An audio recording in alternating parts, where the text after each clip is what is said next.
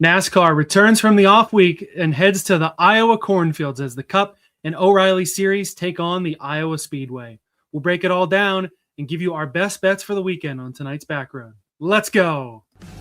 I don't drive a Monte Carlo, and my truck ain't painted black. It ain't got a big white number 3 turning left around the track. Let's go!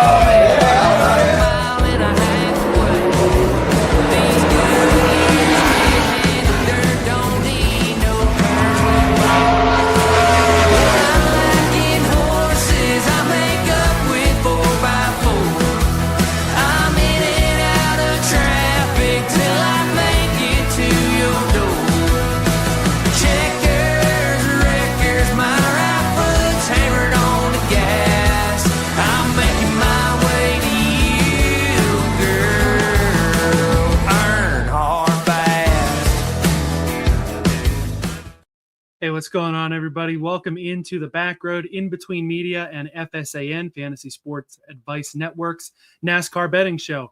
Hey, as we're going through this merger, I know today the IBT Twitter was officially turned over to entertainment. Steve and the crew over there having a good time. So maybe one of the last few shows we'll do this double here. I appreciate everybody for working through us through this merger here that we're really excited about. Appreciate everyone tuning in again live on a Wednesday night as well. My name is Elliot Hicks. With me once again is Chris Collichio, Mr. Flag Hunting himself. We're done with the bye week. We had a fun show. Appreciate everybody who over the last week has tuned into that absolute marathon discussion that we had last week. But Chris, it was a great time, but I am also ready to get back to racing. Yeah, no, absolutely. I had such a blast last week, but as we mentioned at the end of the show last week, it's fun to get back in the grind and put the model together, look at some numbers, put some stats together, get some bets clicked, and get back in the flow here with Iowa. 3 straight short tracks in a row, so it's going to be fun. This is going to be a big pivotal race even for the next 2 weeks, so it'll be really fun to break it all down. Yep, it is short track season 3 in a row, then Daytona, and then the Chase. 14 straight weeks, full speed ahead for the Cup Series to the end of the year. We'll break it all down tonight. The Horizon forecast will break down all there is to know about Iowa.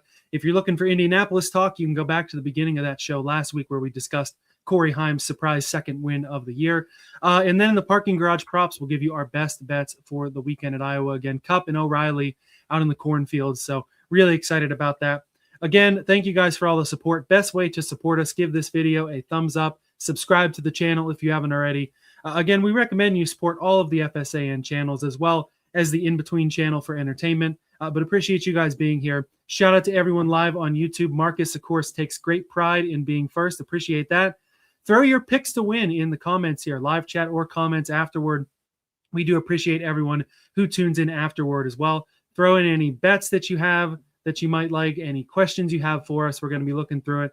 Marcus, of course, the resident Christopher Bell fan. Next 3 tracks, all short flat tracks he mentions, and it's one of Bell's specialties. But he'll have a lot of competition because there are a lot of drivers who are solid there as well. All in on Willie B this week is our guy Blaze Wolf CJ. And Jamie checking in. FSAN Racing is first because they ain't last. He picks Ricky Bobby to win. Hey, it's 20 years since Talladega Nights, so a lot of those clips coming across the timeline. I don't know if you saw Ryan Preece put out something, his team, with clips. The audio was dubbed from the movie, but it's clips of Ryan Preece and Chris Buescher and that dubbed in from his Daytona flip and everything like that. So Talladega Nights 20-year anniversary, certainly a fun one. And then, like I said, lots of good stuff out there on social celebrating, Chris. Yeah, that's very cool. I actually didn't see that. But since we have a quick second before we really jump into it, we have a few extra minutes here to jump. I got to ask you, where you land in the Talladega Nights versus like Days of Thunder argument that's out there right now? Man, I am overdue for a rewatch of Days of Thunder. I think I was definitely like elementary school, middle school the last time I watched it, and I've been thinking about it with all this conversation of hosts of our talking crap on Christopher Bell for never watching it, Bell watching it over the off weekend. I'm due for a rewatch, but from what I remember, Days of Thunder definitely takes it more seriously, while Talladega Nights, Will Ferrell plays into the comedy aspect of it. But either way, I mean, I like both of them. Obviously Talladega Nights makes fun of the sport a little bit, but honestly, NASCAR kind of leans into that sometimes, and they're both really, really good movies. Excited for a Days of Thunder 2. I don't know that you could pull off a Talladega Nights 2, but either way, looking forward to the rewatch and seeing what's to come with Days of Thunder. Yeah, no, exactly. That's exactly what I was going to say. Like they're both good in their own way. I do tend to lean more towards Days of Thunder as well, just because I'm not a big fan of like the Will Ferrell like kind of stupid funny movies. But again, Yeah, like you said, NASCAR plays into Talladega Nights just as they should. I mean, it's fun for the casual viewers, right? So, anyways, just a quick little side note there to start the show. Yeah, and I think I saw something they're gonna do some more Talladega Nights content at the fall race. There was a clip that was going around too of like Briscoe and a few other guys. I haven't watched it yet, but I think that's what it was saying, was that they're gonna put out more Talladega content as the fall goes on. Love it. That's cool. That'll be fun to watch, and Talladega will be fun to watch when we get into the chase as well. That's one of the third to last race of the year. Mm-hmm. Got a lot of racing before that. We're going to start talking about Iowa in just a minute, but I want to take this opportunity to remind everybody about the IBT Racing family. All season long, it's been free to join, gain access to the chat, and enter our memorabilia giveaways. I think we're going to have a championship one, obviously. I think I'm going to have to convince Seth to pull one off for the, into the Daytona, into the chase, everything like that. We got to get another one going. But either way, memorabilia giveaways and joining the conversation with all of us is free. Where you ask just $3.99 a month or $36 for the year for access to Chris's wonderful exclusive weekly betting model that helps us make money each and every week. You get access to our full betting cards, including many a bet that I don't say on the show because I'm an insane person and I bet, some weeks I bet 15 more bets than I have on the show. There's just not enough time to sit here and talk about all of them. This week's a little lighter than that, but some weeks definitely I go crazy on when I shouldn't. So if you want access to those, that's in the paid tier as well. And it gets you entry into the head-to-head matchups contest. We are getting down to the wire as the season ends, giving away, of course, a plaque and a mystery autograph diecast for the winner there. Chris and I were really dominating early in the year, and now we've got some guys coming up on us. So that is the IBT Racing family, and that paid benefit as well. Of course, our kind of core four in the IBT days. We have the football family as well, the entertainment family. Again, the IBT brand is sticking to that, and the golf family as well. Free to enter those chats, free to enter giveaways, paid tiers for betting models, full cards, contests, etc., etc. We appreciate everyone who's in there and appreciate everyone who is going to join in the future. You can join for free at in-betweenmedia.com/chat. That link is also in the episode description, and it's always a fun time over there, Chris. Race day chats, race week chats, talking about the news of the week, talking about getting on numbers that come out on a Tuesday evening that by the time we get to the show, Wednesday or Thursday, they're already gone. So the IBT Racing family, even in that free tier, definitely a benefit for everyone watching. 100%. Yeah. I mean, the way I like to look at it is, I live in Charlotte. Like I live in like the Mecca of racing, and I still don't have a ton of like racing friends. So the Discord just gives you an opportunity to come and chat with a bunch of like-minded individuals who just like to chat about NASCAR. I mean, we throw all kinds of stuff in there, right? I mean, we're throwing Bob Parker's tweets in there. We're throwing, content from around, racing with the boys and all that kind of stuff. And it's just random stuff, but, bets, like you said. And it's just fun to just be in there and chat. So yeah, come join us at the very least, just to come hang out and see the conversations. And then, if you want the numbers, the models, the bets, all that kind of stuff, it's a super, super reasonable price. So I 100% would recommend. Yeah, at this point, just $3.99 a month. If you need help with short track season, Chris's betting model is definitely going to help you out with that. We're going to talk about that here in just a minute as we kick off the Iowa Horizon Forecast.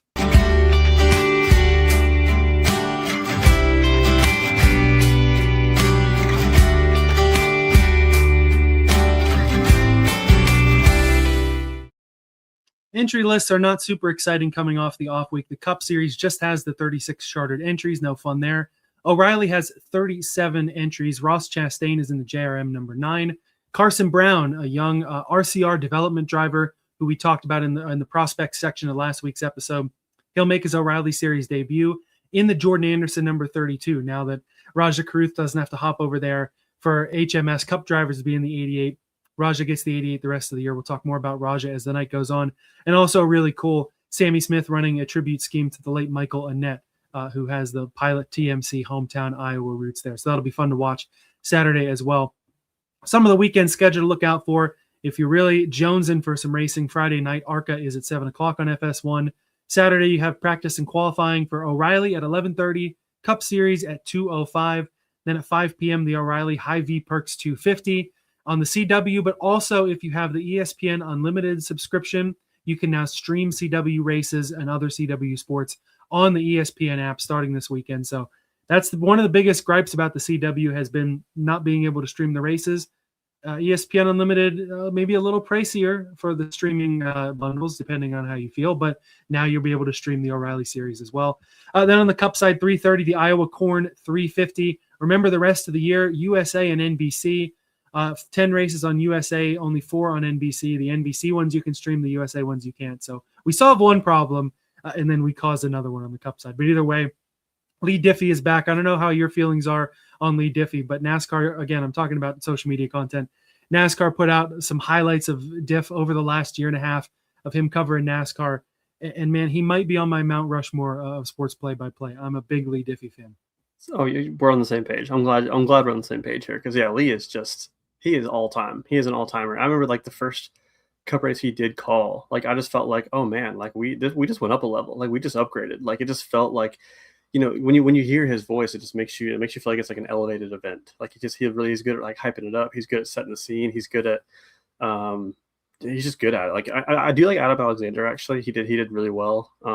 But yeah, Lee is just next level. So I'm thrilled to have him back in the booth this week. Yeah, I agree. Double A is awesome, and we'll get to hear him on the O'Reilly side. But that was my little let's go at the beginning. That's Lee Diffie's green flag call. His first race was that Harrison Burton Daytona win, so that was certainly maybe his best at first there. But anyway, enough about the play-by-play. Let's talk about the track. The Iowa Speedway, 0.875 mile short track.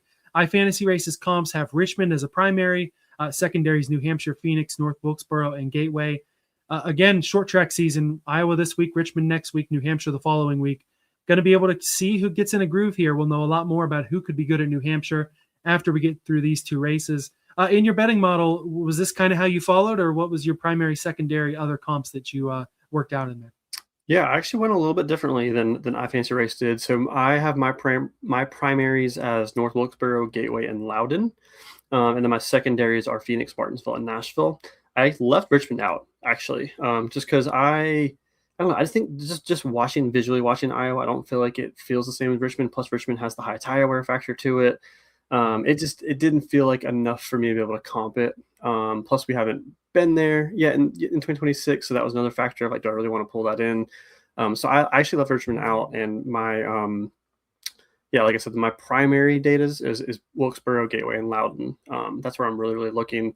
Only one of those has 2026 data, unfortunately, but I feel like those other two are really good fits for what Iowa kind of looks like. So that's kind of what I'm looking at.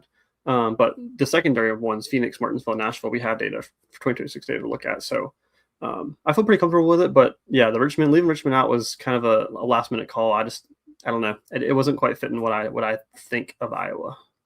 Yeah, I totally understand that. And so many secondary comps, you're right. There's a lot of different definitions to a short track, and all the ones you pick definitely fit that. And having the data from this year and even the tail end of last year, I mean, going back, of course, Iowa's the same track. Richmond back in August of last year, a year ago, essentially. I understand not pulling from that data. I know I used New Hampshire stats in a few of my bets this week, so I like that as kind of a primary comp as well. And you mentioned tires. There's going to be a new left side tire. They did a May tire test. And this is kind of neat because normally these tire tests, veteran drivers, all-stars of the sport, favorites that you would already kind of expect to be in a position to win the race anyway. And that's the case with Tyler Reddick on the Toyota side. But Chevrolet's representative was Austin Dillon, and Ford's representative was Noah Gragson. Austin Dillon, I know you're not comping Richmond, but he is the two-time defending winner at Richmond. And Noah Gragson, he needs all the help he can get. Do any of those three drivers get boosted for you this week with that tire test data? I don't know. See, that's the thing. Really, honestly, I want this to be an off-season project for somebody. I mean, I would love to be able to want to dig into it, but if somebody else wants to take the reign on this, I would love to know if these tire tests actually have any corollary data that actually like corresponds. So, I mean, the one off the top of my head I can think of that I know for a fact was Logano at Wilkesboro, because clearly, like when he did that tire test before we even came back there, clearly that's working for him. But our show sheets, anytime I see tire test, I'm not a huge AI guy. But that could be a good thing for AI to do. Run through I was just thinking the same thing. Pick out tire tests, list all the drivers and tracks, and see what happens. So, again, I'm not necessarily advocating for the use of AI, but that could be a good way to do it. Trends here, pretty abbreviated because we've only had the 2 Cup races. This is the third one here. Your winners, Ryan Blaney and William Byron. Oddly enough, both of them started P2, so not even the pole winner. Second place could be the guy to watch come Sunday afternoon. Blaney and Byron are the only 2 who have run top 5 in both of those races, and those 2 drivers have led 53% of the Iowa laps. You have a few drivers who are top 10 in both of the Iowa races, Alex Bowman, Brad Keselowski, and Joey Logano, 2 for 2 in T10s here. Average starting position in the 2 races. Again, it's 2 races. I don't know how much data you can extrapolate from that. Kyle Larson averages a 2nd place start. William Byron 3rd place. Chase Briscoe 3.5. Ryan Blaney 4th. Brad Keselowski 5th. Your pole winners, Kyle Larson and Chase Briscoe. A few drivers have an average finish in the top 10, even without necessarily finishing in the top 10 both races, although most of them have. William Byron's average finish 1.5. Blaney's 2.5. Brad Keselowski 6.5. Alex Bowman 7.5. Joey Logano also 7.5. Chase Elliott 8.5. And Josh Berry averaging a P10 finish. So a lot of those guys talked about in multiple trends. No overtimes yet, also 0 for 2 on OTs here. Do any of these trends kind of change your mind about any of these drivers? Was there anybody that wasn't on your radar, or is this kind of par for the course?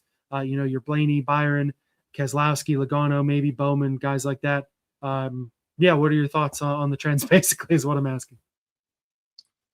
Yeah, no, it's hard, right? Like you said, because it's only been 2 races, right? So it's hard to pull really too much from it. But I do think we've seen a pretty common trend of Ford just in general being good here. I actually rewatched the race from last year earlier today, and it seemed like the top 10 at pretty much all times during the race was Ford and Chevys. Like Toyotas were like nowhere to be found, other than like Briscoe, just because he started up front. He kind of hung his position most of the day. But like the Gibbs, the Hamlins, the Bells, they were like nowhere. Reddicks, Bubbas, they were all like nowhere to be found. It was just the Ford and Chevy show. That was my biggest takeaway rewatching this morning. It was hard to pass for sure, like a lot harder to pass than I remember. So I'm curious to see how this new tire does. Hopefully it has a little bit more fall off so we can see a little bit more people be able to come through the field, because it seemed like especially stage 3 of last year was caution fest city. So the fact that we haven't had overtimes is crazy, because the amount of cautions we had in that last stage, there was probably 5 or 6 different pit strategies going on. It was hard to take really anything from it. Like I wrote down some notes, but I was like, I don't know that I'd want to use any of this from last year, just because it kind of ended up being a little bit of a shit show at the end. So yeah, I don't have a ton of takeaways. I actually have a few nuggets tonight that I'm going to talk about that I'm actually going against the grain. I'm going against the Iowa trends, and I'm just going with what we know of this based on this year's short flats and that in this new 750 horsepower package, right? So I guess that's really my biggest takeaway, is that I guess I don't have a lot of takeaways from Iowa in general. Yeah, and with that, something's really got to give, because this has been the year of Toyota dominance, Chevy a little behind, and Ford just in really dire straits. But the last couple of weeks, of course, we've seen a few Ford wins, some Fords running up front. And the Toyotas, I mean, they've been dominant all year, defending winner at Indy and all that. But we've seen some Toyota guys not run so well. We'll see if the Toyota's general strength can hold up, or if the Iowa trends continue and they fall to the back. Talking about your model, it's no surprise the 2 winners here are at the top. Blaney, 8 points ahead of Byron, though, probably largely because of the comp ratings. There's 2 other A's, and all the top 10 cracked the 70% barrier. So again, part of that is because only 2 races at Iowa, and a few guys have been top 10 in both of those. That probably helps. But what else do you want to share about the model that you haven't already? Yeah, I mean, I think the fact that Ryan Blaney was very significantly the leader, I think is pretty telling. And I think that you'll see shortly that me and Elliot pretty much agree with that. Byron, I think that I struggle with 2, 3, and 4 just from what we've seen like this year on the short flats. So we'll kind of talk about that. So I do think a lot of the model is boosted up just by Iowa in general, and only 2 years of data is tough. So I'm trying to really focus more on the comp tracks. But I mean, the model is what it is, right? Like I'm not going to manipulate the data to do anything different. But I would just caution people that when you see that we have very little history, the model does tend to push guys up the board that have won, like you said, right? Or they have done well just in those 2 years, just because that's the only data we really have to go off of. But yeah, I mean, a lot of interesting names. There's some good names that are like way down the board too, though. So in general, I think I'm focusing more on the comp data than I am like the Iowa specific data, just kind of like I said in the last segment as well. So I guess that's my biggest takeaways, but yeah, we'll talk about it more as we go through the bets. Yep. Again, for access to that betting model, $3.99 a month or $36 for the year, the IBT Racing family. Join that down in the description in dashbetweenmedia.com/chat. Before we get to the bets, couple of things. First, Chris, tell us about the ifantasyrace.com asterisk mark driver of the week. Yes, so we have Austin Cindric this week. He finished 12th last year at Iowa, which is a good finish, but performance-wise, he was a top 5 contender. And I can tell you from watching earlier today, it shocked me the fact that he was just up there all dang day, even contending for the lead at points. But unfortunately, he had an inferior pit strategy in the last stage, which led to his misleading result. In the race, he started 4th, led 20 laps, and was top 3 in both stages. In the caution-filled last stage, which I just talked about, he eventually had to pit from the lead, which dropped him from 1st to 28th on lap 268, and he was never able to really recover. In terms of speed stats, Cindric ranked 4th for total speed rankings and then 5th for speed late in a run. And I can tell you, it seemed like Penske as a whole kind of had that speed last year, outside of Logano, really. Logano was the only one who didn't really show that speed last year, which is interesting that he ranked so high in the model. I just talked about how the guys who have done well at Iowa ranked well in the model, but Logano's, I think his comp stats are really what pushed him up this year. But yeah, Cindric, man, it's a guy that you can't sleep on this week. There's a matchup out there that I'd kind of want to talk about tonight because I've almost clicked it. But he definitely has run well at this like Iowa Gateway type of track, which is one of the top comps for me as well. So fun one to talk about tonight. Yeah, we will talk some Cindric as the bets go along too. And this is a week where the Asterisk Mark driver really helps. I know not everybody can watch or remember every lap of every race without getting too specific. Stage 3 last year, I was sick as a dog and I couldn't pay nearly as close attention as I wanted to. So Austin Cindric having this sort of run was something that I didn't remember. So first of all, good on you for rewatching the race. That's something I should do more often. And second of all, I fantasy race, much appreciated with the Asterisk Mark driver of the week. Before we get into the NASCAR bets, I know you're here for NASCAR, but I know there's a lot of fantasy football players here. And I want to tell you guys about something cool that IBT and FSAN are doing. Of course, we talk a lot about our Draft Night Out event that happens each year at the Fantasy Football Expo in Canton, Ohio. If you're looking for another exciting fantasy football opportunity that has some great prizes, we now have Draft Night Out online leagues. For the first time, it's not just a live event in Canton anymore. You can sign up right now to join on draftnightout.com. We're going to put that link in the description as well. You can join one of our 12-team divisions that are hosted on Sleeper, which is the best fantasy football app. Shout out to everyone else, but Sleeper's been my favorite ever since I've started to use it. Every entry comes with 1 free month of FSAN Pro Plus and the FSAN Football Rookie Draft Guide. If you win your division, you get your own official Draft Night Out mini title belt. If you face off against, I believe it's going to be all of the other league winners, and you win the Ultimate Playoff Challenge, the prize for that is the ultimate grand prize, a PS5 with Madden 27 and your very own championship ring from Trophy Smack. A portion of each entry, too, we're benefiting charity with this. A portion of each entry also goes to Mission 22, a charity supporting America's veterans and their families. You can get that same feel-good vibe of our in-person event at your convenience online this year. Again, you can sign up at draftnightout.com, and you can use the promo code BackroadDNO. That's 2 D's, Backroad, and then DNO afterward. That'll be in the description as well. That gets you 10% off your entry. So again, if you're looking for a good fantasy football experience this year, Draft Night Out online is the way to go. Go to draftnightout.com and use that promo code BackroadDNO for 10% off. Looking forward to seeing how you guys doing. I can't wait to see somebody take home that grand prize. All right, it is time for the Iowa weekend bets in the Parking Garage Props.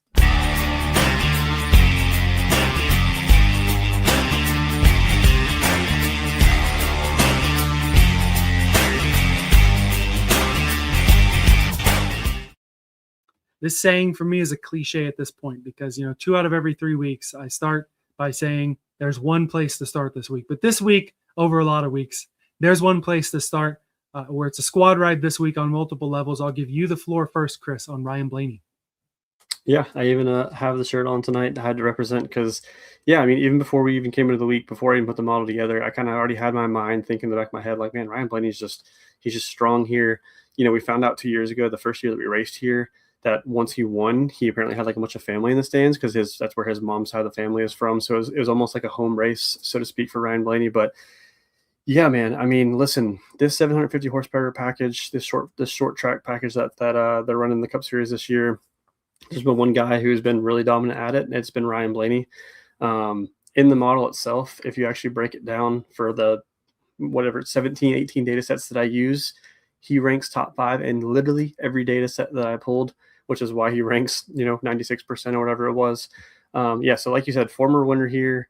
If you just look at his stats just on the short flats, the comps that I'm using in the last 2 years, right? First at Phoenix this year, third at Richmond last year, sixth at Martinsville this year, eighth at Nashville this year, 11th at North Wilkesboro, fourth at Gateway, and first at Loudon last year. So an average finish of 4.86, that ranks second among everybody in the field.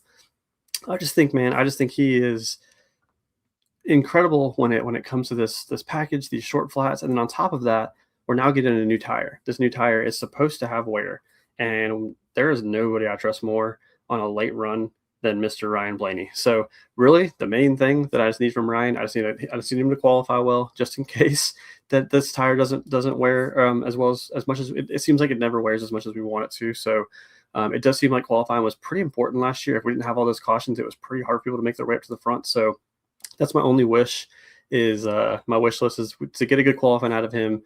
Like you said, the second place qualifier has won here the last 2 years. I don't know if there's anything to that, but I think that kind of just shows you that starting up front is really, really important. But yeah, I mean, I'm all over 12 this week, and I think you are too, as you're about to share. Yeah, I'm all in on Blaney this week for sure. I really think it's going to be one of the staples when we look back at Ryan Blaney's career of just how well he can come from a mile and a half, I say a mile and a half back, basically a mile and a half back, to end up charging through the field and winning or damn near winning these races as the tire wear goes down. I'm jealous you got the 6-1 because looking at it today, most books he was a plus 450. I was able to nab the 5-1 on Caesars, but 6-1, great value. And I don't just have the outright. This is a full Blaney car lift and then some this week of this Menards number 12. Got the top 3 at plus 150 via theScore. Top 5 minus 140 on Caesars, and also have him in a matchup over Denny Hamlin at minus 110 via theScore. It's my only cup outright for the week. When you look at my current weekly unit share, I have 42% of my unit share on Ryan Blaney this week. Very, very, very confident in the number 12. Not just all the stats you listed. Penske is really hitting their stride lately, just in time for short track season where they really do thrive. As we discussed, former winner here. He's won in all 3 series here over the years. He's led more laps than anyone at Iowa. Won Phoenix earlier this year, won New Hampshire the last time we were there. This one, it just seems too easy, man. We know he'll be up front. I feel like even in the worst case scenario, other than him crashing out or having major mechanical issues, general worst case scenario, at least 2 of these should hit. And I do like this matchup a lot. I'm going to expand more on Denny Hamlin toward the end of the show, but regardless of my thoughts on Hamlin, I think this is definitely the way to go on Blaney, and I'm really putting my money where my mouth is on the 12 this week. So hopefully it works out. Yeah, we're gonna be glued into his pit roads too, because his pit crew better have it together. Because I feel like that's another thing that they always cost Blaney a few spots. It feels like every time. So I think me and you are going to be sweating an awful lot every time we have a stage end, because we're going to be hoping that his pit crew does not cost it for him. Yeah, man, lock in pit crew. We need you this week. Got a lot of moolah on Ryan Blaney, but also some money on some other folks in the placement props. I got a top 5, and then we have a myriad of top 10s to discuss. My top 5 is on the other winner from Iowa, William Byron, plus 150 via theScore. And the top 5 was the way to go for me. I don't really have the faith in the 24 and don't really have faith in the rest of Hendrick even to have a chance to win this week. But I think top 5, very reasonable for the 24 after how well he's run the last 2 years here. He did what it took to win in last year's mess, at least. I mean, I do remember at the end of that race that everyone was like, oh, Byron's going to be 15, 20 laps short on fuel. There's no way he's going to make it. There's no way the tires are going to make it. Everything worked out, and he did what it took to hold on to the lead there. Contracts, he was P7 at Phoenix, ran 3rd at New Hampshire last fall. Like I said with Byron, man, a win I think is a little too far. Top 3 even is not a market I really bet a whole lot. Top 10 was way too juiced. Top 5 is the right vibe for William Byron for me this week. Yeah, I mean, I commend you for making the bet. I think top 5 is the right spot. I agree. I don't think he's win potential despite what he showed last year. He was very good last year. Don't get me wrong. Like Hendrick in general, like all 4 guys in that stable were at one point were in the top 10 in this race. But like you said, it's hard because I just don't know what to expect from Chevy this year. Chevy's just been such a question mark this year. But I mean, with that being said, we talk about the struggle of Hendrick in general, but for as much as they have struggled, Byron still ranks 9th among everybody at the short flats this year in 2026. So in this package, you pair that with his success that he's already had at Iowa, I think a top 5 is certainly very, very attainable. I think they need it. I think this Hendrick crew, this has got to be like a benchmark week for them going in these next 3 weeks. So I wouldn't be surprised to see them try to play around. Maybe like 2 guys have 2 setups and 2 guys have another setup, right? Like just try to figure out something for the next few weeks. But yeah, if there's anybody that I trust the most from that stable, I agree with you. I think it's probably Byron. Yeah, probably Byron. I was going to say Chase Elliott makes an argument every now and again, but at Iowa specifically, I think it's Byron. In that multiple setup comment, that feels like the norm for Hendrick. I mean, they were split off into 2 different shops for the longest time. And, the 5 and 24 could be the ones running up front, and the 9 and 48 lagging behind a little bit. We'll have to see. All right, we've talked some Ford. We've talked some Chevrolet. Give me the Toyota driver you're eyeing this week, Chris. Yeah, I am on Ty Gibbs at a top 10. This is minus 117 over at Kalshi. I will say this is much shorter than most legal books, like the DKs and everything out there. They're like minus 200. So I just happened to see the short price at Kalshi and I jumped on it. But yeah, let me just, I feel like I'm going to probably quote this like phrase a lot tonight, but it's the tale of the 2 tapes, right? His Iowa history is pretty atrocious. If I'm being completely honest with you, it's bad. I mean, his driver rating is 20th. His average finish is 25th in the last 2 years. It's bad. But the caveat to that is the 750 package from this year, this short flat package. Ty Gibbs has been one of, if not the best, outside of him and Denny Hamlin. I mean, no one's been better. You're talking about a 4th place finish at Phoenix, a 4th place finish at Martinsville, a 4th place finish at North Wilkesboro. He won Bristol, which is not a comp, but again, same package, right? Mm-hmm. So just a guy that I trust a lot in this package. He's really hitting his stride at these short flats. He's kind of always been a guy that's the road courses and the short tracks have always been kind of his specialty. And yeah, I think that a top 5 is a little too rich for me, but it's hard for me to believe that even though I just talked so much trash about how Toyota really hasn't shown up here, they've been so good this year, right? So like, how could they not be present at Iowa this year? I feel like they have to figure it out. If they don't, I mean, I fully expect them to be contending in the next 2 weeks. I don't think this is a make or break week like it is for Hendrick necessarily for JGRs. This could be a week that they kind of play around, but again, Ty Gibbs has just been too strong for me to not consider at this track, given given what he's done this year versus what he's done in Iowa in the past. So yeah, and to get an almost, I mean, minus 117 just felt way too short. So on top of that, I just kind of had to jump in. Yeah, that's a great number, honestly. I might have to go hop on that if that's still there. If, again, the Kalshi thing, you bet a number, you bet enough on it, and then the number swings. So we'll have to see if that's still there by the time I get done. But yeah, Ty Gibbs, it's been a different Ty Gibbs this year. He's really come into his own. And even though, right now there's kind of a big 3, Hamlin, Reddick, and Blaney for the title, Ty Gibbs is right there in 4th. And you have some of those guys, whether it be the Larsons and Bells that we know can make those big jumps. Gibbs and Hocevar are the ones who are 4th and 5th right now. These young guns, it doesn't really matter what their stats 2 years ago here were, because they're way different drivers than they were 2 years ago or even a year ago. Ty Gibbs, again, Gibbs and Toyota have just been too good this year to completely write them off, and I think top 10 is the right way to play. In terms of your matchup with Gibbs over Keselowski as well, is that kind of a fade on Brad as well, or just you're confident enough in Ty and it just makes sense him being matched up against the 6?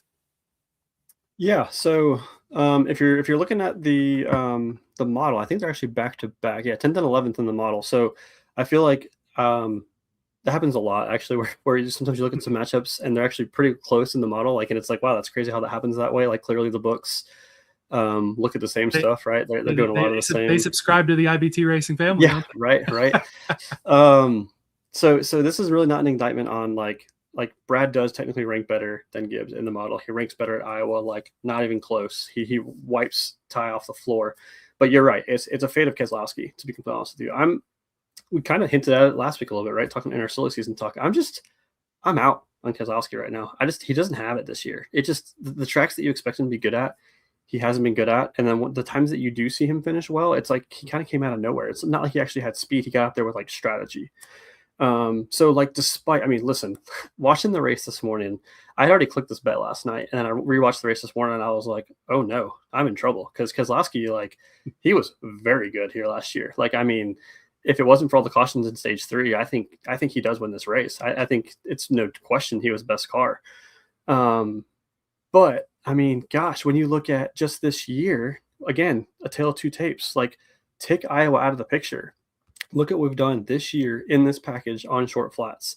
You've got ties finishes of, I've already talked about, right? 4th, 4th, 13th, and 4th at those 4 tracks. The same 4 tracks for Brad Keselowski, 15th, 13th, 34th, and 7th. It's a no-brainer. So I was kind of shocked to see minus 130, to be completely honest with you. I think this should be priced minus 170. So you asked me before the show, right? Like if there's a matchup that I wanted to use for the matchup contest, this is my lean. This is probably the one that I'm probably going to use. But I'm holding out a little bit just in case, because if practice comes out and Brad's just as fast as he was last year, I'm going to look like an idiot taking this. But as I stand right now, it's not often that I put money on a lot of matchups, and frankly, I think I have more matchups on my card tonight than I've had all year. But this is one that I feel pretty confident in. Hey, man, I totally get it on Keselowski. There have been some rough times this year, and you were taking Iowa kind of out of the picture in this. I'm going to put Iowa back in the picture for my next bet, which is Brad Keselowski to finish top 10 at minus 125 over on theScore. Like you just said, man, he reasonably could have won this race last year, and he's another guy who can thrive on the shorter tracks generally. Here, finishes of P3 and P10, and you talk about momentum. He has not had it this year. Completely agree. It has not been the year that they wanted. Even RFK, I mean, Buscher's in a good spot in the points, but Brad and Preece both on the bubble as much as they are. It is not what they wanted. But last 2 weeks, P7 and P6, those are his first back-to-back top 10s of the year. And you look at last season, this was about the time he started to heat up. We had in the last quarter, last half of last year, I don't remember the exact numbers, but I annoyed the shit out of everybody with this stat all last year, all winter, that Brad was top 10 in, probably 15 of the last 18 ovals, something like that. He went on a heater last year.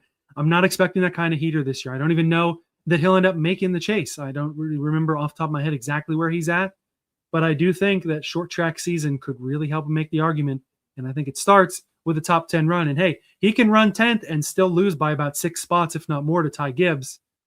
And this is maybe a little juicier than I wanted for a top 10, but looking at Brad, a little bit of momentum, the short flat track kind of trends, and just how good he was at Iowa, it was a bet that I couldn't pass up. Yeah, no, like I said, I mean, if you're looking at just Iowa by itself, this is a no-brainer. I mean, because like he was so good here last year. It was incredible. And I like the point you brought up too, like about this is about the time last year that he did start to heat up. So listen, I'm willing to be wrong on the matchup bet for you to hit this, because it's not that I don't dislike Brad. I want him to be successful. I want to see him get at least 1 or 2 more wins before he goes out. I do think he should go out soon. Yeah, if there's a place for him to do it, it's here, or maybe like a Darlington or a Dega, right? That's his tracks. So I don't hate it at all. I mean, he ranks 10th for me in the model. So like value wise, I think it's fair.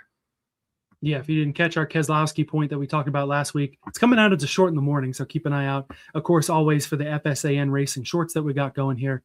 A couple other drivers that we've talked about. We're going to go back to Hendrick now, Chris, for another top 10 bet. Yeah, another one that is a lot shorter on Kalshi than a lot of the popular books out there. So if you have access to Kalshi, or if you're a Kalshi player, I would definitely go make sure this is still out there. This is one I don't think this moved after I touched it. It stayed pretty still, so it should be still out there. Yeah, Chase, a guy that ranks 5th for me. Stats aside, Chase is a guy that, like, whenever we go to just a short track in general, for some reason, he's just like one of those guys that always comes to my mind. He's just a guy that he's kind of always there, like the Martinsville, like I think of the Clash, Bowman Gray, like he tends to always be there on these short tracks. It's kind of always been his grind, other than the road courses, but that's long gone at this point. He's not quite the road course prowess that he used to be.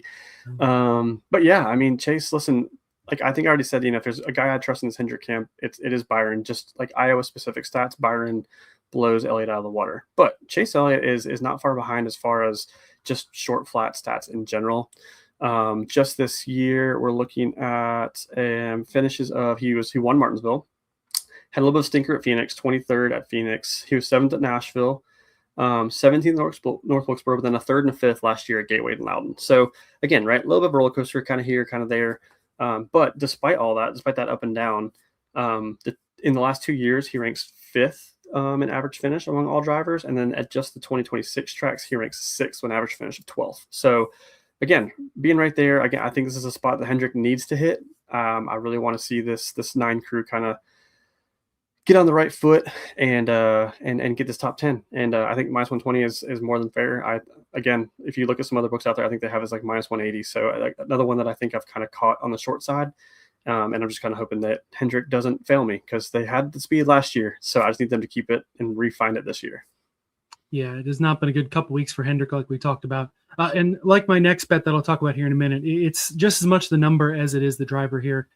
With Chase Elliott, I mean, you talk about a guy who needs momentum as well. I think ever since his Texas win, his finishes have just been abysmal. There's not been a good summer for Chase Elliott. Lots of bad luck, mechanical issues, crashes, that sort of thing. But it's a Hendrick thing and it's a Chase bad luck thing. They're going to need to recover, and they're going to need all four of the drivers to pull their weight here. And that includes Alex Bowman, who I have on the top 10 at plus 220 on Bet365. And like I said, it's the number almost more than it is the bet here. Most other books around plus 160, plus 170. That was a little short for me, if not even shorter than that. Plus 220 on Bet365. Weirdly, I mean, Bet365 is a book that I always praise for their placement prop numbers being a little longer than everywhere else. This week, they were a little shorter on a lot of guys, but they were able to give me the value on my 48. P7 and P8 here over the two races. Ran second at Richmond last year if you're using that as a comp, which is the only comp I'm throwing in because this is not really strong at short tracks, comp tracks, etc. Because North Wilkesboro went terribly. He didn't run Phoenix last year. New Hampshire Gateway, pretty bad for the 48. But something about Alex Bowman in Iowa. And Alex is the kind of driver where it's not even the comp tracks. He's just got a couple tracks he's solid at. Like, even in the mile and a half, which are probably his best track, there's a few he's bad at and there's a few he's really good at. So at a plus 220, I've got a little sprinkle on this one. Hendrick is due for some good runs. It's been a rough last few weeks, but you can't keep him down long. And this is a week where you could see 2, 3, if not all four, be right in that top 10, top 15 mix all day. Yeah, I mean, absolutely. I mean, I brought it up earlier, right? Like rewatching the race from last year. I'll look back at my notes. I think it was, stage 2. At one point in stage 2, you had Byron, Larson, Elliott, and Bowman all in the top 10. And late in that race, Bowman was challenging for the lead almost. I mean, he was on the bottom making a push to try to get to I think it was Briscoe and Blaney at the time. And he fell back a little bit. I think he fell back to 5th or 6th by the end of the race. But yeah, very, very strong here. I mean, again, numbers aside, we talked about it last week in the silly season episode. What does Bowman have to lose at this point? I mean, like he can just go out there and do his thing. I don't think he's really concerned about the chase. I don't think he even has a shot to really even make the chase. So they haven't had a shot for a couple of months, but yeah. Well, and when it comes to like pit strategy and stuff like that, like they can do the 2 tires. They can do, try to short fuel or be the first one down pit road on a green flag pit stop. Like they can take those risks. So yeah, plus 220 is more than fair. And I also agree with the Bet365 take as well. They're definitely my first look when it comes to placement props. So if you guys have that book, definitely take a look there whenever you have the opportunity to. Yeah, it's been one of my favorites. And I do remember what you were talking about. I don't remember if it was the last restart of the race or toward the end. The front rows, Byron and Bowman. 48's on better tires, better fuel situation, runs 7th, and Byron wins the race. So that was a bit of a disappointment. But I'm not betting the outright here. I'm betting the top 10. So much more reasonable take there. So we've had some very reasonable top 10 takes. This one's a little out there, but if you know me, I love a long shot top 10. I've got a couple that are, going to be Discord exclusives in the IBT Racing family. They're longer shots than this a little bit. I'm going to talk about one of the drivers. But anyway, enough about my bets. Let's hear your long shot top 10 for the week. Yeah, so I've got SVG at plus 600 for a top 10. And listen, I get it. I mean, it's a long number, but visually, man, SVG is figuring it out. He is figuring it out. And I think I trust him a little bit more on the mile and a half, which is crazy to think about because he's actually had the speed there. But the short tracks, man, he finds himself. I mean, what was it a few weeks ago? North Wilkesboro, he got to the lead, and it was on speed. What the fuck do I do now? Yeah, it was purely on speed too. Like it was not strategy. He went up there and he earned that spot. So yeah, I just feel like this is way too long. When you look at finishes this year, 11th at Phoenix, 11th at Martinsville, 5th at Nashville, and 5th at North Wilkesboro. That ranks. That's an 8th place average finish. Ranks 5th among all drivers in this package this year on these comp tracks. I mean, for a plus 600 number, I'll take that. I've spent $1 on worse things. So like this is going to be a fun one to watch. And yeah, I mean, truthfully, I don't even think it's that crazy. I'm actually kind of excited to watch this one play out. Yeah, I didn't realize how good the numbers were on some of those other comps too. I remember him kind of sort of being at the front of those races, but being able to lock down those finishes at like Nashville, Phoenix, etc. With Shane, I mean, yeah, the 6-1 with those stats, I kind of might throw a little something on this too if I can find it.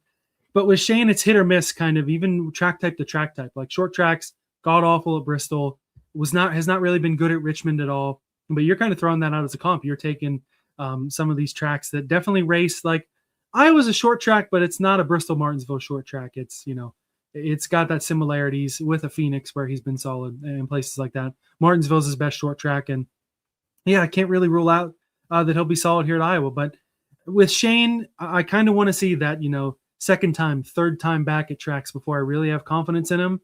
But again, $1 on a 6-1 or even less is probably what I would put on it. But that's more average in my unit share, and it's a number that I think is very reasonable on Shane Van Gisbergen.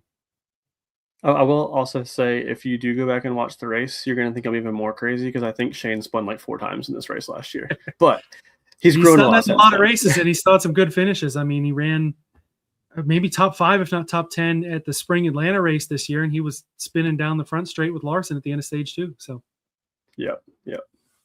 All right, so we do have a fair bit of matchups this week. You've got a couple more than me, so I'll give you the floor first on a matchup involving a couple 23-11 drivers. Yeah, so next one I've got is Bubba Wallace over Tyler Reddick at +110 on Bet365. This is more, again, I'll jump into stats in a second, but stats aside, let's just talk about it for a minute. Tyler Reddick, I'm a Tyler Reddick guy. Like, I'm a fan of Tyler Reddick. He's not a short track guy. I mean, he is dominant on mile and a half. He's great at road courses. He's all of a sudden figured it out on super speedways, which is wild to me. Short tracks are not his forte. Never have been. I don't know that they ever will be, to be completely honest with you. And despite, I mean, like, listen, I get it. Tyler Reddick has actually run better this year, the shorts, than he has in the past. I'm looking at, let's see, a fourth. No, that's Ty Gibbs. Wrong Ty. Tyler Reddick. Here it is. He is an 8th, a 15th, a 6th, and a 30th so far this year. So he's averaging a 14.75 average finish. Bubba has definitely been worse. He's averaging an average finish of 20. But, again, rewatching the race last year, Reddick did not have a good time here last year. He was audibly on the radio a few times. I hate my car. I don't know what I'm doing. I can't figure out this line. Whereas Bubba's a guy that I actually trust to qualify well at short tracks. And if you can qualify well here at Iowa, you could typically stay towards the front. Again, we don't know what this tire package is going to look like, but the last 2 years, qualifying well has been really important here. So this is more just a play on the number. It's more a play against Reddick than it is for Bubba. To get plus money on a matchup where in the model, I think I have them. They're pretty close. 12th and 13th. Again, another matchup back-to-back in the model. And Bubba actually does have the upper hand here, mainly because he's been better at Iowa. So again, I'm going to say that word again, the tale of the 2 tapes. Do you take the Iowa versus the short flats? What do you like better?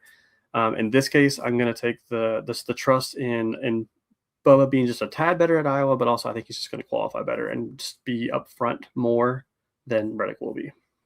Yeah, I will say a lot of drivers are excited about short track season the next couple weeks. Tyler Reddick is not going to be one of those guys.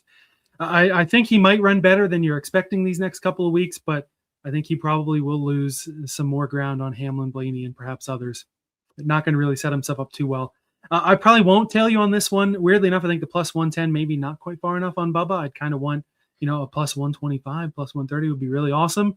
Maybe I can go find that in another book, or maybe Reddick knocks his socks off in P&Q and I'm able to get it Sunday morning. But Bubba, a guy, like you said, not super flashy here, but a guy who will surprise you more often than not lately. I feel like you look and you say, oh, Bubba Wallace is running really well. I wasn't necessarily expecting that. So this bet does make a lot of sense from that aspect. My matchup for the week, well, the one before the matchups contest. That's right, folks. We are starting the Austin Dillon conversation a week early. I've got him over Austin Cindric at +110 via Caesars. He ran 10th last year in P19 in 2024. Cindric's finishes P12 last year, 30th in 2024. So you look at tale of 2 tapes, a good race and a bad race for each of them. I don't think this is any sort of mismatch. I think the numbers are fair. I think the matchup is fair. I'm just thinking the 3 is going to have what it takes in this short track run to run well. We're going to talk about him all week at Richmond next week. And he probably, even New Hampshire and Daytona could be on the radar for a top 10, if not more. I think Cindric, again, is a fair matchup. I know Penske's got the speed. He was our asterisk mark driver. And I think this will be one of those battles. I don't know how they are in the model. They very well could be next to each other again. But it's one of those where these guys will run 12th to 18, and they'll probably run next to each other. I'm going to take the 3 over the 2. Yeah, the model actually has them separate quite a bit, actually. I've got Cindric at 15th and Dillon at 23rd. But, I mean, I don't know. I mean, I probably would lean Cindric here just because Penske is so strong here, and Cindric did run so well here. But Dillon did do the tire test, and Dillon does have Richmond next week. So, like, again, I think plus 110 is a fine number. But I would be a little nervous just based on how Penske has typically done here. I was trying to quickly look at comparing the two this year at the short flats. So let's see. Austin Dillon. This is bad radio. Really, really bad radio. Here he is. Okay. So Austin Dillon so far this year, average finish of 20th at the short flats, or the comps that I'm using in the short flats. And then Austin Cindric. Where are you? Looking for the two Austins should be a lot easier than this. Average finish of, look at that, 20. So they literally have the same average finish at the short tracks. So I knew they were next to each other in something. Yeah. So there you go. I mean, it's definitely could be a toss-up. A fun one to watch, though, because it could be the RCR camp. Actually, I'm talking a lot about Penske, but late in stage 3, actually, there's another note I wrote down from watching back this morning. Out of nowhere, Kyle Busch and Austin Dillon were running like 8th and 9th, like late in stage 3, like coming out. They were actually battling each other. Like the lead Diffie was talking about, like an RCR out of nowhere battling each other. And it was like, whoa, where'd that come from? And I was trying to think back too, because I think this might have been the point last year where, and I'm drawing a blank on his name, but they fired their competition director, and they had someone new come in, and all of a sudden they started like firing on all cylinders. I think this might have been the point of the season where that happened. So yeah, I mean, listen, Austin Dillon. It's Austin Dillon season, that's for sure. So these next 4 weeks, this is where he kind of comes out of the woodworks. So I can't argue that. Yeah, for him, it's a shame that winning your in is no longer a thing. Of course, he's not going to make the chase, but was able to win his way in. Richmond last year, I think, was second to last before the chase, and this year he won't have that luxury. But with Cindric too, the Penske guys, I mean, super speedways aside, 2 out of the 3 usually run pretty well, and the third kind of lags behind. I know last year that was Logano. This year, I'm thinking it could be Cindric. Another reason to take this matchup. Got one more matchup that also has a little bit of Penske feel and some Fords involved as well. Yeah. So I've got Josh Berry over Ryan Preece at -110. Listen, it's the two like short trackers, right? The guys that this is what they came from. And this one feels a little risky just because, I mean, Josh Berry's losing his ride. I don't know if that means anything. Like, I don't know if he's being held out of competition meetings. I don't know if he's like not going to be able to see any data because he's losing his ride. But Josh Berry, the one track that he actually has shown some success at in the next gen era in his reign in the Cup Series has been Iowa. He ranks 14th in the model this week, which Ryan Preece is all the way down 22nd. So I've got an 8-point gap here. If you look at what they have done this year. Ryan Preece ranks, he's about 17th in average finish so far this year on the comp tracks that I'm looking at. And then Josh Berry ranks right behind him in 19th. So -110, pretty, I guess is probably a fair number. I don't say this is not one that I'm like trying to jump on the number. It's more just to play on the Iowa history here. I also just don't have a lot of faith in RFK camp as a whole this week. Which is crazy. Talking about last year with Keselowski being so good, but you know who weren't good last year was Preece and Buescher. Buescher was the worst of all of them, which is crazy because Buescher is normally the one that is kind of excels in this camp. So, yeah, I'm really banking on. I guess my Ford and Penske bias is really showing this week. That's kind of where I'm leaning, and I just think Berry, like, if there's a place where he can go out and kind of make a statement. He was one of the guys that late in this race last year, he was in the top 5 in stage 3, and it was not off his strategy. He got up there in speed. So I'm just kind of hoping again that 21 team can find that speed once again and can cash another matchup for me. I'm way too heavy on matchups this week. So it makes me way too nervous, but it'll be fun to watch. Yeah, I think you're a little more nervous than you need to be for this one. Berry has that average finish at 10th here, and something you didn't touch on either. Josh Berry not going to make the chase, not going to be in this car next year. They have that, send it and see what happens attitude, where Ryan Preece in the 60, this especially, I mean, they've kind of been doing that, but 4 races until the chase, and Preece is right there on the bubble. if they have a situation where they can get a lot of stage points and hurt their finish a little more, if they don't have a car that's going to win, this is the time of year where you're going to see that sort of stuff happen, especially for those guys who are ultra thin, ultra close on the bubble, which Preece is. So could be a deal where if neither of these guys are going to win the race, Preece gets his boatload of stage points, runs in the back half of the top 15, top 20, where Barry can play the strategy, send it, and maybe improve on that average finish to 10th. So at a minus 110, I don't have any problem with you taking this at all. Preece, I mean, RFK as a whole, but especially Preece, last year there were a lot of those. Oh, RFK's doing great. They're having solid runs everywhere, and it just hasn't been the same this year. Yeah, no, I love that you brought that point, because that's the same argument I made for Bowman earlier, right? Like, yeah, nothing to lose, can just kind of go out and do what he does best. And I think this is a track that he likes. Whereas I can't say the same for Preece. I don't think he's really had an enjoyable time here. So, all right, we've got a couple more for you. Last cup bet, odd number to win, taking a spin at the roulette wheel, plus 105 via Caesars. This is just kind of an insurance play for me. It doesn't cover the three of the big favorites, the 12, the 20, and the 24, who are probably three of the top 4 or 5 to win this race. So it doesn't cover them, but it does cover all of those like second level, the 1B to 2 favorites here, the 5, the 9, the 11, the 17, the 19, the 23, even the 77. So boatload of drivers who are reasonably could be in the discussion to win this, and also a few of the more reasonable longer shots, the 1, the 3, the 7, and the 21. So I feel like this is a strong insurance play. Again, number is a little low, but something that I wanted to make sure I had on my card is a little bit of insurance.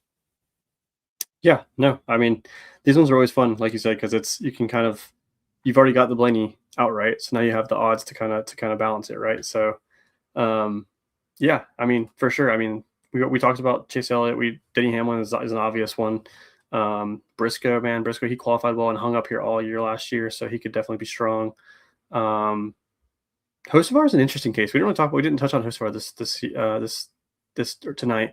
Watching back last year, he was an interesting one. He was all over the place. I mean, like, he was like up sprinting 6th, 7th, and all of a sudden he's like back in 32nd, and then he's back up again. So like, but he's been running strong. I actually, I meant to touch on this earlier, but he's a guy I'm actually looking at potentially for the qualifying model this week. I think Hocevar could surprise for the pole. He's sitting at like 20-1 is a guy I'm kind of looking at. So Hocevar, yeah, very much could be in play. Yeah, that could be a fun one to jump on. I'm excited to see what your qualifying plays are heading into the weekend. That's another big benefit of being in the IBT Racing family is you get those qualifying odds that we oftentimes don't get to touch on the show, especially when we bump it up to a Wednesday night where not a lot of books have those out yet. But 20-1 on the 77, we know Spire brings speed. I think, what was that, 2 years ago? Last year, didn't they sweep the front row at Gateway or something like that? Am I thinking of? Maybe I'm thinking. Yeah, I can't remember which track it was, but yeah. But like on a comp, they've definitely had some good qualifying runs. And Spire is a team where you don't really think about them much, and then they nail the quali setup. Regardless of whether they take it from Gibbs or not, they nail the quali setup and they start up front.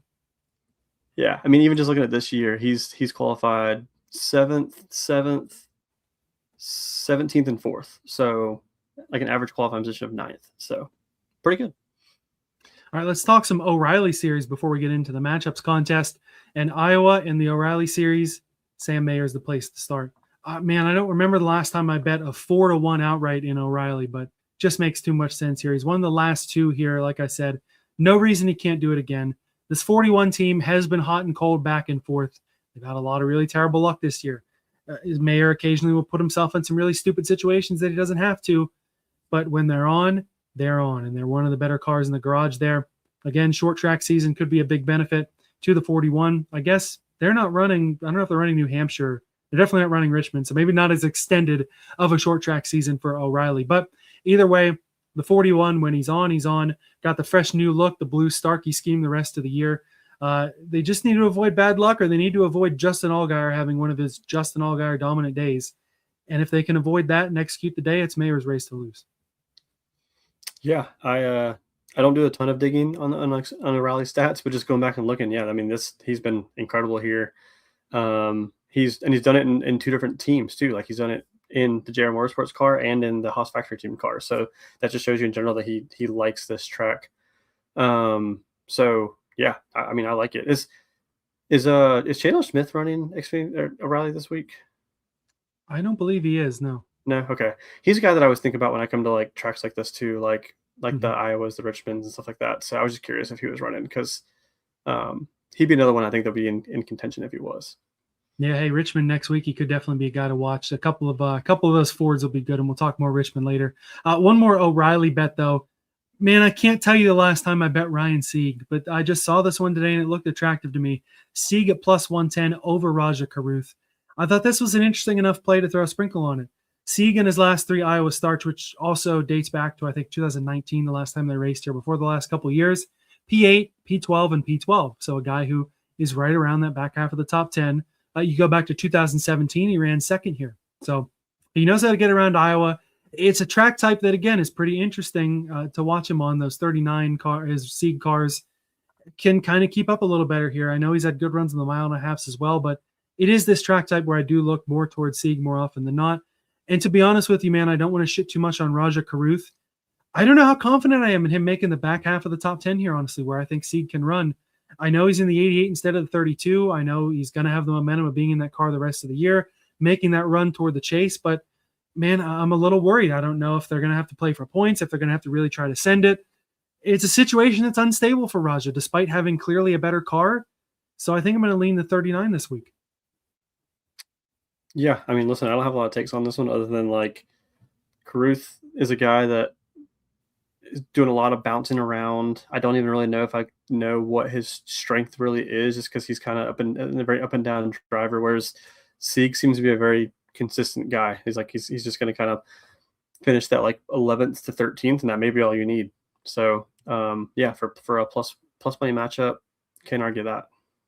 Haas Factory Team Alliance as well with the 39, and they won the race last year with Sam Mayer. So definitely some data from the race winning team there is a plus. All right, let's get to the head-to-head matchups contest picks. Again, we'll take a look at the leaderboard, which of course no matchups last week because there was no racing. We still have Blaze Wolf, CJ, and Eric Larson up front with 14. I am right behind with 13 correct matchup picks. Chris, you are tied with Blurry Kyle at 12 matchups won, and Seth a little behind with 10. Of course, I think I don't know if you have. I know Seth and I definitely have had weeks where we've just totally missed matchups, so that hurts us as well. Seth, with all the chaos of the Fantasy Football Expo, did not get a matchup in, and part of that is because even though he was, whether he's on the show or not, I don't know, but oftentimes, and I'm not shitting on you either because I know you have the same take this week, but waiting until race day to pick a matchup can kind of bite you in the rear end sometimes, and it's not something that I do. You know, I think almost every race this year, if not every race, I've had mine locked in at Showtime, and I've got mine locked in at Showtime once again. Christopher Bell over Denny Hamlin plus 105 on Bet365. I know I teased Denny at the very beginning that I was going to talk more about him. Here's my Denny take. He sucks at Iowa. He absolutely sucks at Iowa. P24 in both of the races, and it's been one of the major, early to mid-race storylines is why isn't Denny Hamlin running better here? One, if not both of the years, he spun out and crashed. I think it was the first race he went a lap down or nearly went a lap down very, very early. It has just not been a track that's gotten along with him. And I know on the comps he's looked good. I know he's been, the best driver all around this year, basically. I just don't think he and Iowa gel very well. And I think with him only having 2 more races here, I don't know that it's a track he's putting a lot of time into. I think it just might be a weekend where Denny Hamlin, he takes that amount of points he's gotten back on Reddick. He's the point leader once again. Things are going well at 23-11. It might be a week where Denny's focused on Richmond, where it's home track he's won a million times. Maybe he's focused on New Hampshire, Daytona, worried about the chase. Getting better at Iowa, maybe he's not going to be a big focus. Christopher Bell, nothing extraordinarily flashy from Iowa. He's, I don't know if I think he's going to win the race, but I know he can run better than 24th. He did run 4th here in 2024. Might help if I look at my stats when I'm talking about a guy. And he's been better at the comps as well. Denny Hamlin, I'm fading him in every way that I can this week, which so far is only 2 matchups. Going to keep my eye out for more as the weekend goes on. I mean, hey, the model agrees with you because I think this is the first time I've had Denny as a B all year outside of like the road courses and the super speedways. Christopher Bell's at an A-, so 4th versus 6th. The model definitely agrees, and my take on Christopher Bell. Like I need him these next 3 weeks to really show up. This is kind of his bread and butter. He really needs to be the class of the field and make up those points, and he needs to make up those points on guys like the Denny Hamlins and the Larsons and Blaney's and all that. So yeah, I agree with you. I don't know that he's going to be a race winning contender, but I think he's very much in the conversation for top 5, where I don't know if that's in the cards for Denny this week. I mean, again, I don't know what to expect from Toyota this week, truthfully, but if there's a guy that I trust on these shorter tracks in that camp, it's Christopher Bell. So I'm with you. And it's almost the opposite argument for Denny, because won Gateway last year, has run well at some other comps. You threw in Nashville as a comp, winner at Nashville this year. Some guys have their tracks they're good at that defy the comps. Some guys have their tracks they flat out suck at that defy the comps. And for Denny Hamlin, Iowa is one of those tracks. Again, I don't need Bell to win. I might only need him to finish top 20, and then he's able to pull this off. So I'm confident in this one. You said your lean was the 54 over the 6, but again, I trust you to put in the matchup before we get to Saturday morning. If you're doing O'Reilly, you're probably not doing O'Reilly before Sunday morning, before the Cup race. Well, and you know what? I'm gonna. You inspired me though, because you're right. The beginning of the year, I was putting my matchups in early, and towards later of the year, I've been kind of waiting until race day, and clearly it's not working out for me. So let's just go ahead and do it. We're gonna send it. Ty Gibbs over Brad Keselowski is gonna be the matchup. We're gonna do it. So, but yeah, I mean, I kind of already talked about, right? This is more the case of fading Kes than it is in momentum for Gibbs. But with that being said, Gibbs has just been so good on this package this year that it's just hard to ignore him. So I'm betting more on the Toyota success and Gibbs' success this year versus Keselowski's success last year at Iowa, and that's at -130 at Bet365. So yeah, let's go 54. Man, and that is the beauty about this game, is we can both be in complete lockstep on a guy for the outright, and then completely off on another guy where you're fading the hell out of him and I'm expecting a top 10 out of him. So that'll be exciting for Iowa. I know I've touched on this over the last couple of weeks as well, but I will be live at track at Richmond next week. I'm not entirely sure how things are going to go. This is the first time I'm doing it solo. I've been with Seth for every one of the other race weekends that we've done live coverage at. Of course, 4 years running at Pocono, and then Dover 2024. First time covering a race at Richmond. I went in 2021, that Martin Truex Jr., stinkfest of a night race. There was a doubleheader where Dale Earnhardt Jr. drove the 8 and Noah Gragson got a win in the number 9 there. That was then. This is now. Really looking forward to getting down to Richmond in the Cookout 400. I'm drawing a blank on the company he's with, so I don't want to scrutinize that. But he went to Richmond a few years ago. I remember him saying how we all go on our podcast talking about how Richmond's a short flat and all this, and he got there and he was like, it's very much not flat. Like it's got some banking to it. So even though we classify it as a flat track, it does still have banking. And he was shocked by that. So seems like a cool place to be in, a cool atmosphere. I know there's a lot of like just short tracks in general in that area, so they get a lot of like short track fans that come. Really good atmosphere. I think it's a really fun race. So yeah, I'm jealous of you for sure. So enjoy your time. Yeah, thanks, man. I love a good night race too. Saturday night. Might be bringing you a live show getting close to 1 a.m. Eastern. We'll have to see how that goes. Again, not entirely sure what's going to go on, but yeah, we got the trucks on Friday as well as Cup qualifying. You mentioned colleague Elliot Sather there. Quite fond of Elliot Sather, not just because we share a name, but he was one of those, second tier periphery favorites of mine. So could be cool to chat with him. Tristan McKee, Spire prospect, going to make his Truck Series debut, I think, in the 77 truck. We talked about Front Row, how good they've been at short tracks. Richmond, I agree, definitely not a short flat in quite the same way. It's not nearly as flat. In place they used to call the action track. I'm glad the last couple races have been better because, like I said, 2021, that era, a lot of really boring Richmond races. But honestly, all the last 3 years, at least, finish-wise and at points through the race, it's been more exciting. So really looking forward to it. Ty Majeski, another guy on the truck side, one of my bets that I'll always kind of be mad about was being on his outright last year at Richmond. Some stupid lap car crashes into him, and he can only get back to second and was not able to win that one. And then Cup as well. Ty Gibbs is running a really cool Victory Junction scheme that came out yesterday. Cookout sponsoring that effort as well. That's the fun thing, man, is I know there's fun stuff at the track every weekend, but it seems like every time we get to go and cover a race, there's always a couple little neat wrinkles there. So looking forward to bringing you that from Richmond again. Pocono, we've kind of got a content plant down, but this is going to be wide open, but we're going to have a lot of fun with it. And we hope that you all will enjoy that content as well, and appreciate everybody for tuning in tonight to the Backroad.